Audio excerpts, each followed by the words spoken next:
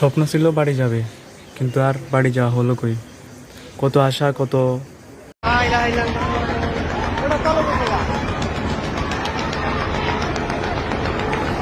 কত মনের ভিতরে অনেক আশা, অনেক কিছু নিয়ে বাড়ির উদ্দেশ্যে রওনা হলো আমাদের ছোটবেলা থেকে।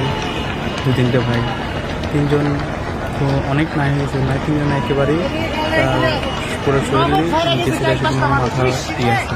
আপনারা উপরে দেখেন, এই ভিডিওটা দেখেন। সবার স্বপ্ন বাড়িতে যাবে, স্বপ্ন যাবে বাড়ি যাবে, কি সুন্দর। তাদের ফ্যামিলিটা কী অবস্থা, তার এই ভাইটার কী অবস্থা। কত স্বপ্ন, কত আশা নিয়ে বাড়িতে যাবে তারা। স্বপ্ন নিয়ে সবার সাথে ঈদ কাটাবে, ঈদ উদযাপন করবে।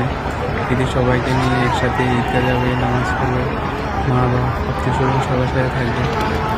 আর এখন কী হবে, এই জন্য বলি ভাই, এখান থেকে তার ভালো থাকবে। বাড়িতে যাবেন একটু ধীরস্থিরভাবে যান, এটা পরে যান।